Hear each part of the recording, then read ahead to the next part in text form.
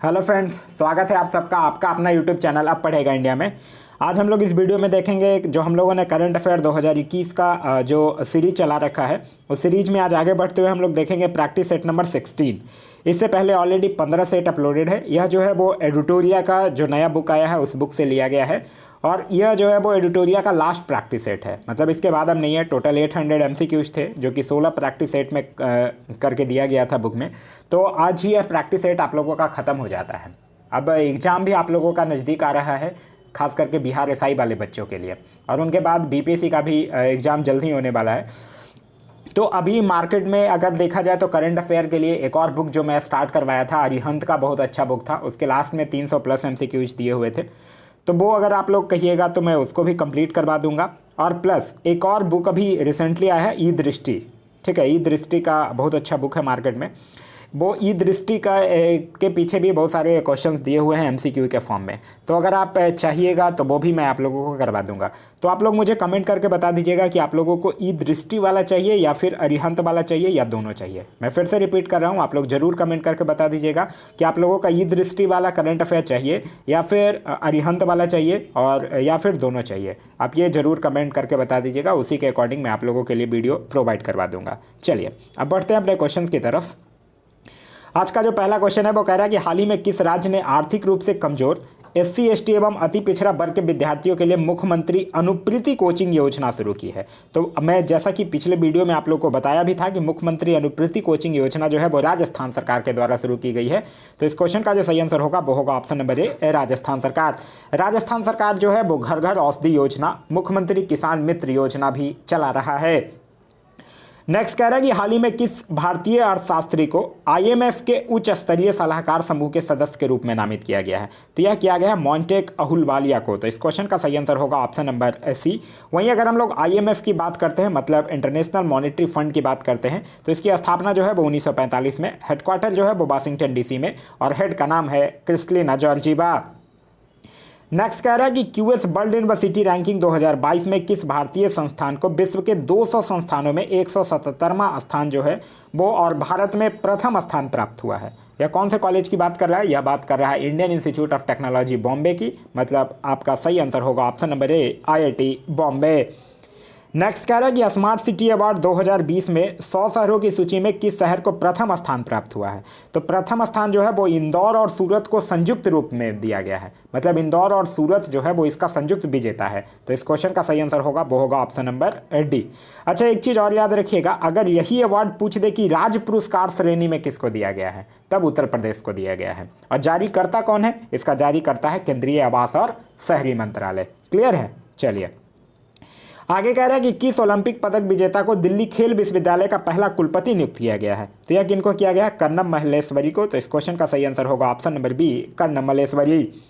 Next कह रहा है कि टोक्यो ओलंपिक खेलों में क्वालिफाई करने वाले पहले भारतीय तैराक हाल ही में कौन बने हैं? तो वो कौन बने हैं? उनका नाम है साजन प्रकाश। अभी तो टोक्यो ओलंपिक चल भी रहा है जिसमें मीराबाई चानू जो हैं वो अभी अवार्ड भी मतलब सिल्वर मेडल भी जीती हैं।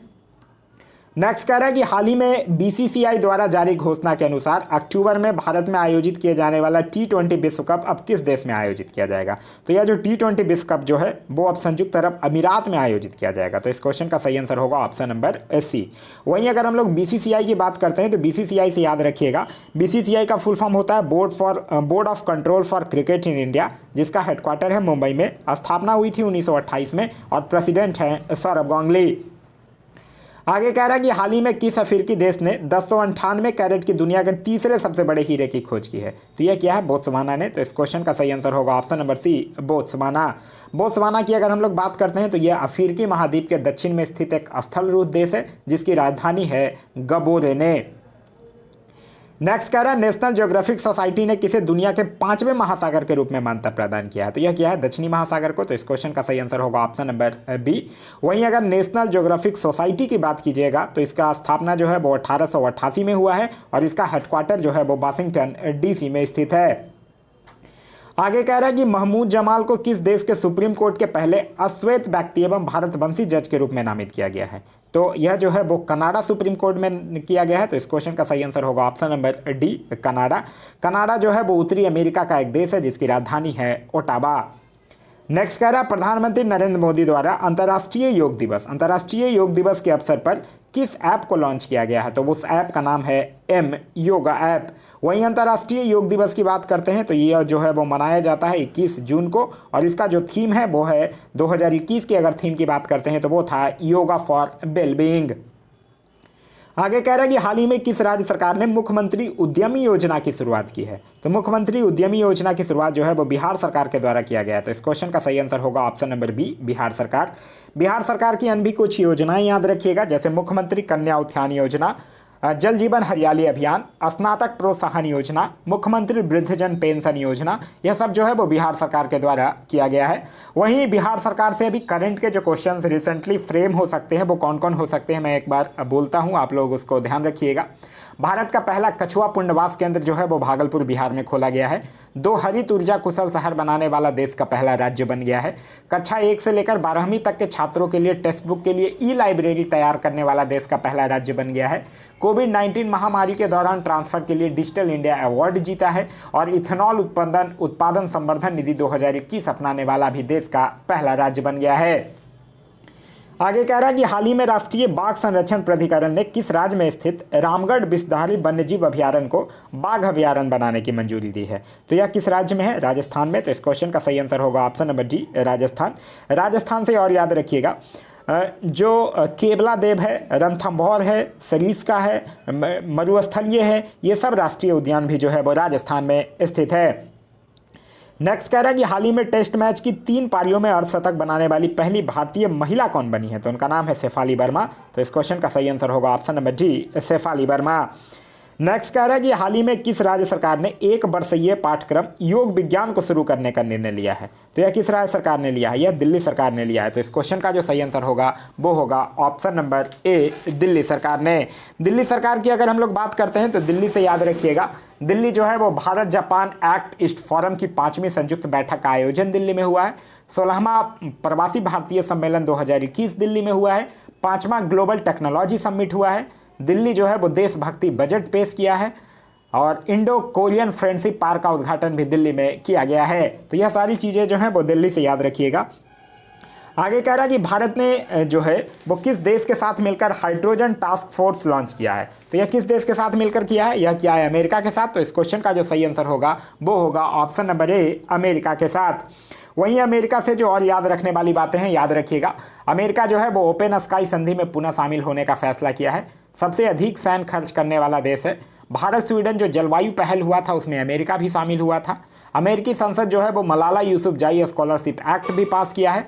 सऊदी अरब को पीछे छोड़ते हुए भारत का दूसरा सबसे बड़ा तेल आपूर्तिकर्ता भी अमेरिका बन गया है। और चंद्रमा पर 2026 तक परमाणु रिएक्टर स्थापित करने की योजना भी तैयार किया है। आगे कह रहा है हमारा कि किस देश की महिला धावक sprinter Shelly and Fraser Pryce destiny Olympic meet में 10.63 सेकंड में 100 मीटर की दौड़ जीतने के बाद दुनिया की दूसरी सबसे बड़ी तेज महिला धावक बन गई हैं? तो उनका नाम वो जो महिला हैं यह sprinter Shelly and Fraser Pryce destiny Olympic meet में, तो वो कहाँ की हैं? वो है जमैका की। तो इस क्वेश्चन का सही आंसर होगा option number A, Jamaica. Jamaica की राजधानी है किंगस्टन। नेक्स्ट कह रहा है एयरपोर्ट काउंसिल इंटरनेशनल द्वारा रोल ऑफ एक्सेलेंस सम्मान से किस भारतीय एयरपोर्ट के गुणवत्तापूर्ण सेवाओं हेतु दिया गया है? तो यह दिया गया है कोचीन इंटरनेशनल एयरपोर्ट को। तो इस क्वेश्चन का सही आंसर होगा ऑप्शन नंबर डी। वहीं एयरपोर्ट काउंसिल इंटरनेशनल की अगर हम लोग बात करते हैं तो इसकी स्थापना जो है वो 1991 में और हेडक्वार्टर जो है वो मॉन्ट्रियल कनाडा में स्थित है। नेक्स्ट कह रहा है कि हाल ही में प्रकाशित पुस्तक फ्रियसली female the Dutee Chand story के लेखक कौन है? तो इस पुस्तक के लेखक हैं सुदीप मिश्रा। तो इस क्वेश्चन का सही आंसर होगा ऑप्शन नंबर सी।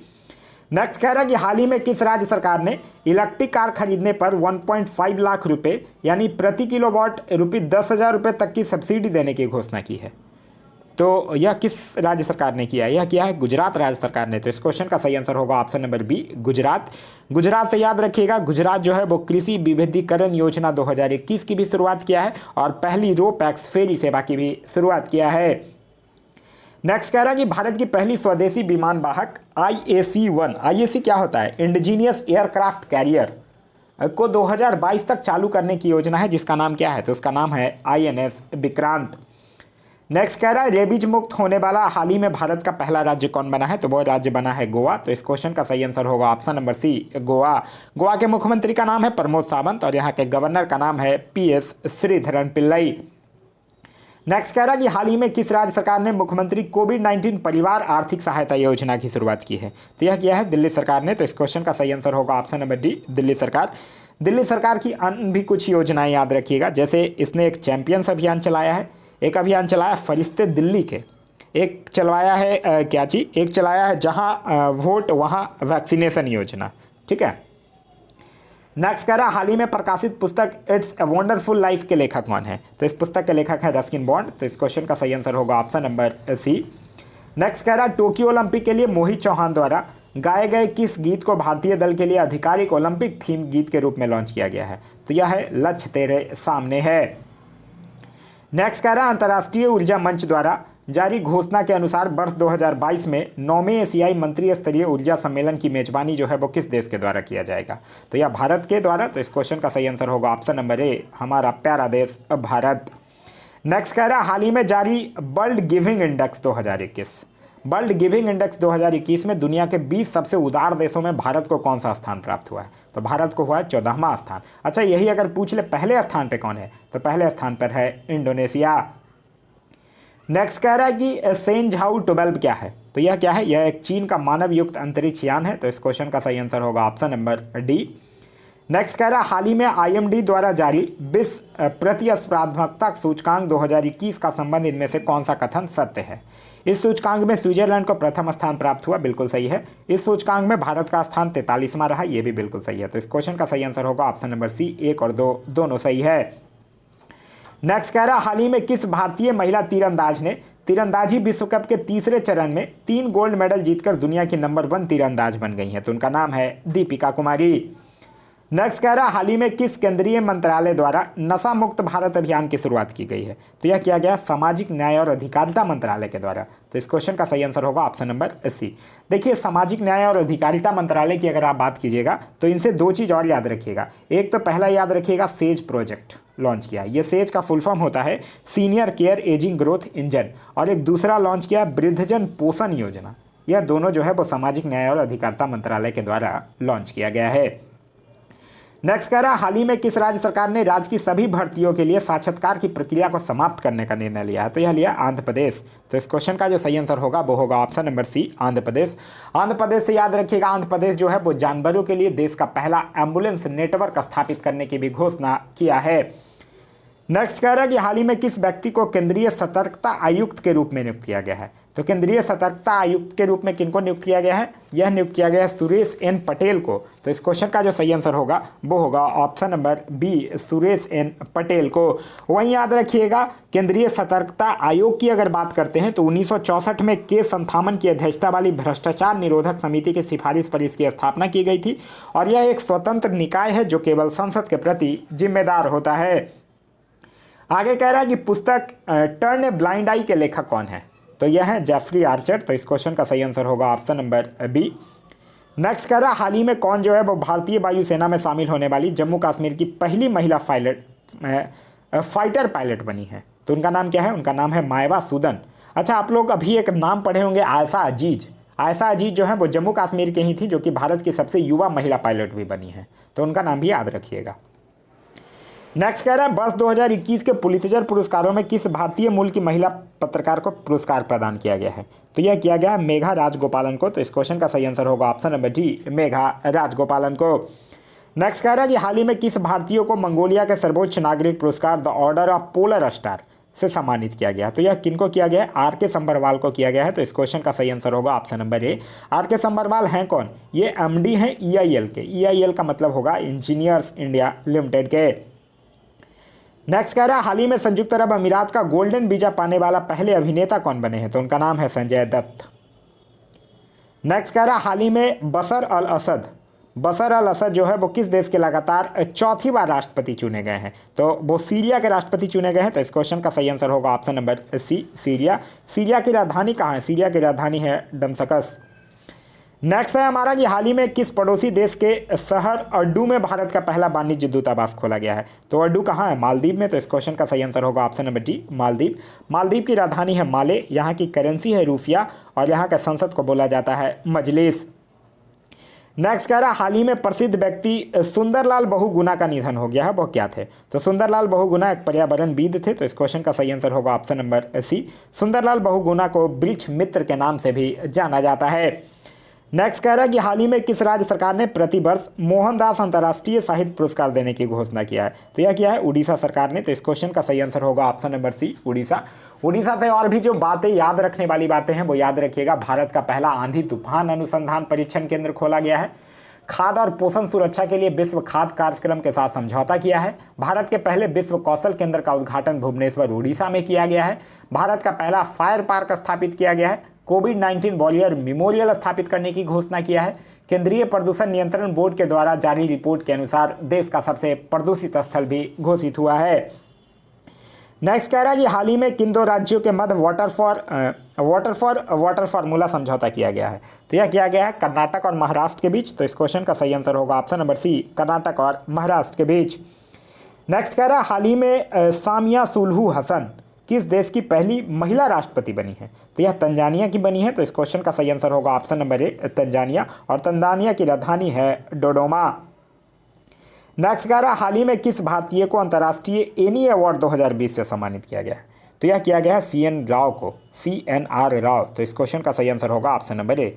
अंतर्राष्ट्रीय एनी अवार्ड 2020 को ऊर्जा संसाधन के क्षेत्र में नोबेल माना जाता है और यह जो CNR राव को अक्षय ऊर्जा स्रोतों और अक्षय भंडारण के क्षेत्र में अनुसंधान हेतु दिया गया है।